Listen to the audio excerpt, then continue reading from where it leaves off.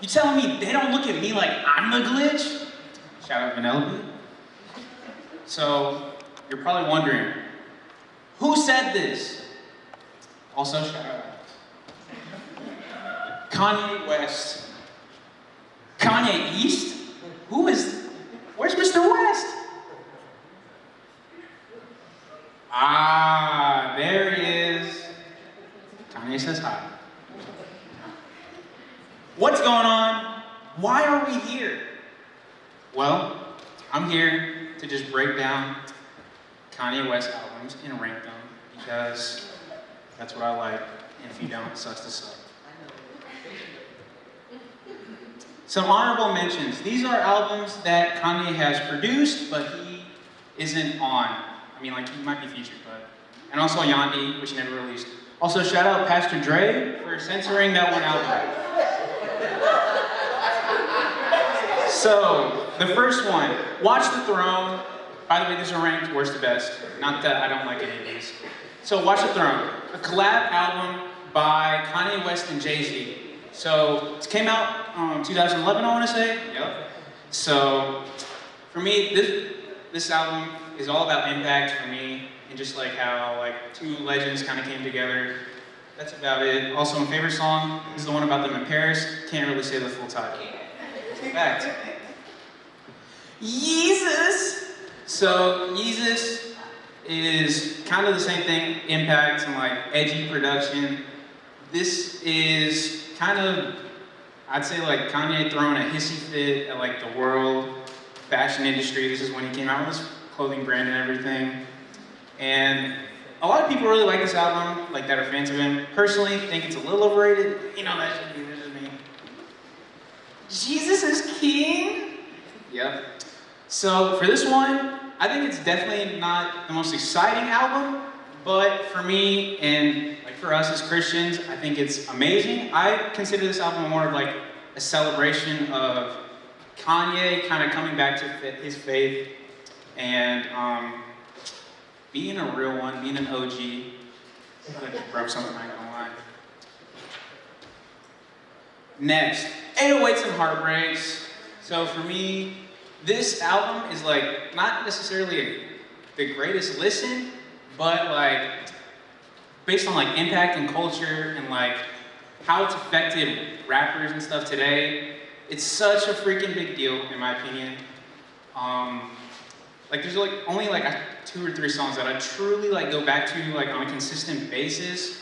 But if you go to like the production and just like the auto pruning that he does on this, it's an all rap music today. My beautiful dark twisted fantasy. Everyone says it's like his best album ever. I think that's so overrated. I think it's cool, but it's definitely not his best. This is just after Kanye's been acting up.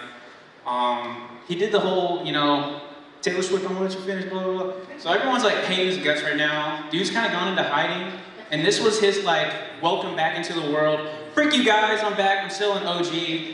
And yeah, that's pretty much what it is. I mean, the impact production, that's kind of where I see for this. Also shout out Silver Kanye. Late registration. So for me, this one, I personally, I like it, but for whatever reason, I just don't listen to it a lot. It's definitely a great album. This is kind of like, College Dropout was a great album, which was his first one. This is his second album. It's one thing to make like a great album, it's another thing to like keep making them and follow up a great album with another great album. That's kind of what I get from this. The Life of Pablo. So, yes, Sierra is on there because the original photo is Kim Kardashian double cheeked up on a Thursday afternoon. So I figured I probably shouldn't show that one. So shout out to Sierra for censoring that one. So for this is what Yeezus, to me, like, was trying to be. Kanye says this is like a natural living album. So when this first came out, compared to like a few months later, it sounds nothing alike. There's like my favorite song, St. Pablo, was not on there originally. So he just kind of kept on updating it, and I think that was kind of cool. So we have Graduation. Why am I on there? Because this is personally like my favorite Kanye West album, although I don't rank it like as the best. So for me, what I like about this one is that it kind of, like how I said 808s and Heartbreaks influenced like rap. I feel like this was like the first step towards that. This album, when it came out, was going up against 50 Cent's Curtis album. And so it was a big deal in the sense of like, are we gonna stick with this kind of OG gangster rap? Or are we gonna go into this sing-songy, poppy type rap? And 50 Cent basically was like, yeah, if Kanye sells more albums to me, then I'll bump that, like that ain't gonna happen. I'll stop making albums. And Kanye smoked him like a mother trucker. But obviously 50 Cent kept going, because you know, he's a chump. I'm lying, 50 Cent's great. He's a cool guy, I don't know. Yay! So, definitely like his most uneventful album, but like easily his most personal album. This was after TMZ rants, MAGA, Kim Kardashian, like all kinds of crazy stuff going on in his life. Basically, he just kind of opens up, talks about his mental health,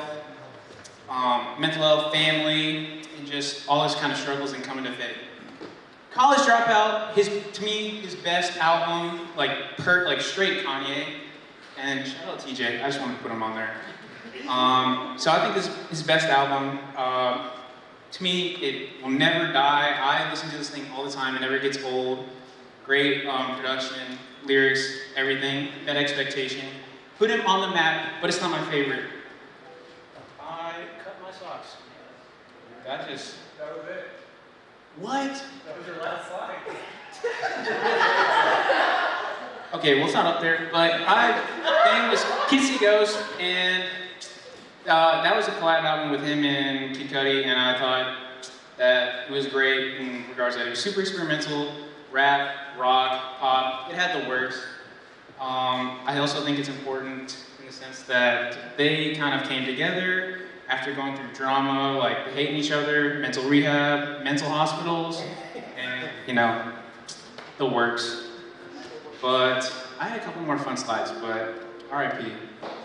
So, gone but never forgotten to those last few slides. Thank you.